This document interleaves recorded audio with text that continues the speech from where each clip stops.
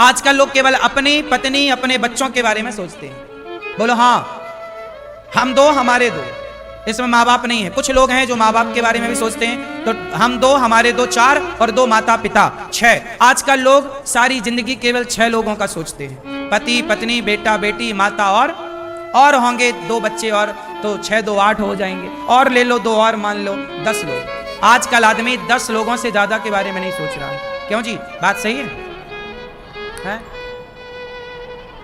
आज 99% लोग 10 लोगों से ज्यादा के बारे में नहीं सोच रहे हैं। 1% है पूरी दुनिया में ऐसे लोग जो 10 लोगों से आगे का सोचते हैं। इसलिए कहता हूं, आप थोड़ा और आगे बढ़ो, परिवार तक सीमित, परिवार में खुश रहो, पर आगे की सोचो कि क्या आप औरों का भला कर सकते हैं? परिवार का तो कर रहे हैं, क्या और किसी के काम आ सकते हैं? बस यही सोचो। ये दास अनिरुद्ध केवल ये बातें कह के बता नहीं रहा, मेरे जीवन का अपना प्रैक्टिकल है। मैं जब 23 वर्ष का था, अभी मैं 34 वर्ष रनिंग चल रही है, 34। जब मैं 22 साल का था, तब से मैंने गरीब परिवार की बेटियों का विवाह करना स्टार्ट कर दिया था। जब आप लोग मुझे नहीं जानते थे उस समय, जब मैं टीवियों पे नहीं आता था, कथा करने जहां जाता था, जिस गांव जिस शहर में, वहां के क्षेत्र के गरीब परिवार की बेटियों का विवाह कथा में करता था। 500-600 गरीब बेटियों का विवाह तब कर चुका था, किसी कथा में 11, किसी कथा में 21, किसी कथा में 25, ऐसी बेटियों का विवाह होता था। अभी पिछली कथा में यहां भी बेटियों का विवाह हुआ, 3 बेटियों का। तो मैं 22 वर्ष की उम्र से पहले बेटियों का विवाह, फिर एक वृद्ध माँ मेरे पास आई, बोले बेटा हमारे बेटा सेवा नहीं करता, पानी नहीं देता, तो हमें कौन सहारा देगा? तो मुझे लगा कि लगता है इस माँ के द्वारा भगवान ये कहना चाहते हैं कि उन माँओं की सेवा भी करो। तब उन माँओं की सेवा, जब मैं 24-25 साल का था, तब से तो वृद्ध माँओं की सेवा स्टार्ट कर दी। और वृद्ध माँओं की सेवा के साथ साथ जब मैं 29 वर्ष का हुआ, तब से मैंने, ये दास अनिरुद्ध ने गौरी गोपाल जी की अखंड रसोई स्टार्ट कर दी, और जिस रसोई में आज लगभग 30,000 लोग नित्य प्रसाद पा रहे हैं। कोई भी आओ, सबके लिए पेट भर भोजन मिल रहा है, हाँ या ना? तो 28-29 वर्ष की उम्र में मैंने ये सारी सेवाओं के कार्य शुरू कर दिए, धरा पे उतार दिए।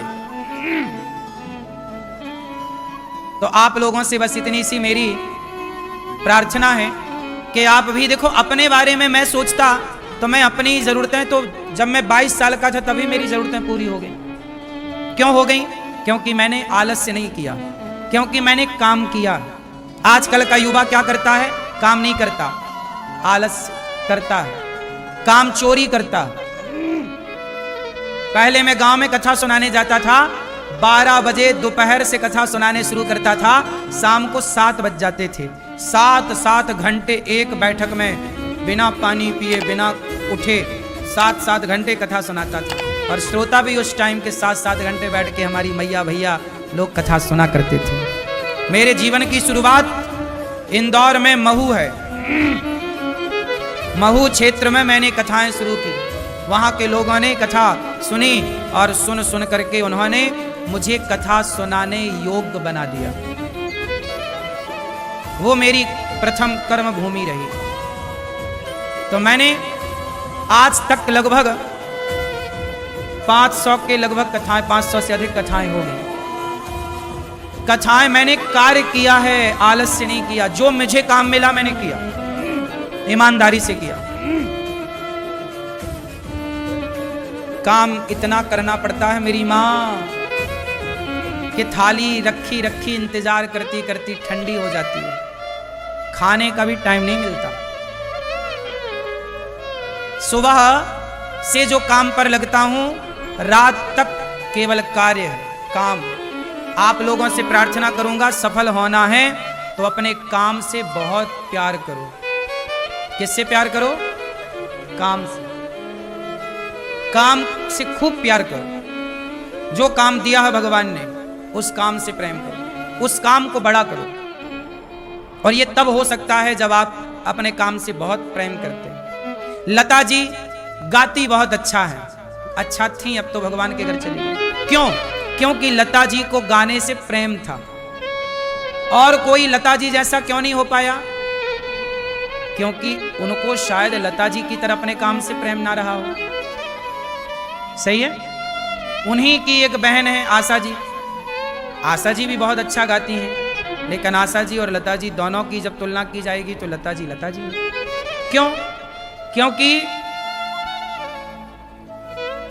आशा जी की गृहस्थी थी, वो गृहस्थी में भी उलझ गई, पर लता जी की गृहस्थी नहीं थी, उन्होंने काम काम काम दिया।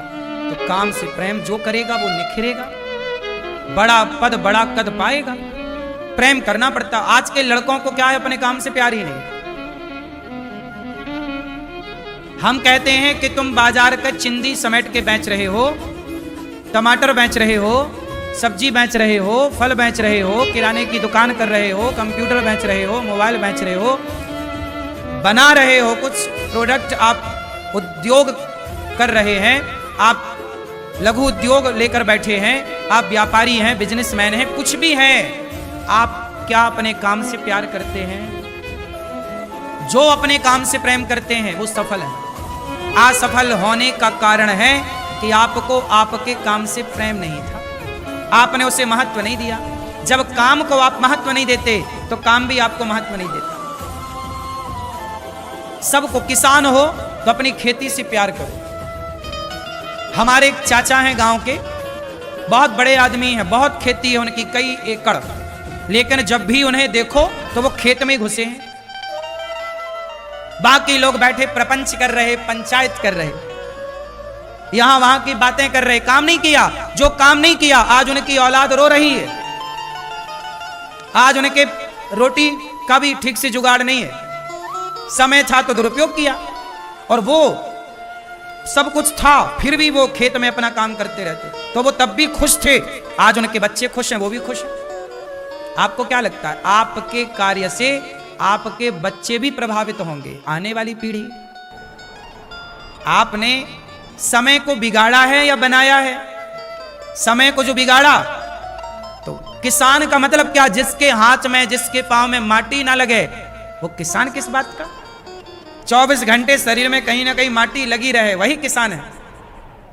काम करने वाले के शरीर में माटी रहेगी किसान यदि है तो। क्यों? बात सही है। आप में से कोई किसान है? तो किसान को खेत में डूबना पड़ता है, खपना पड़ता है। बात सही है कि गलत है?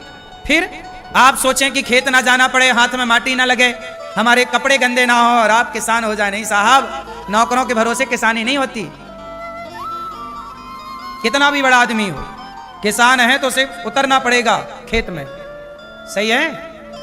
आप कितनी भी बड़ी फैक्ट्रियां लगा लो, आपको निरीक्षण तो करना पड़ेगा।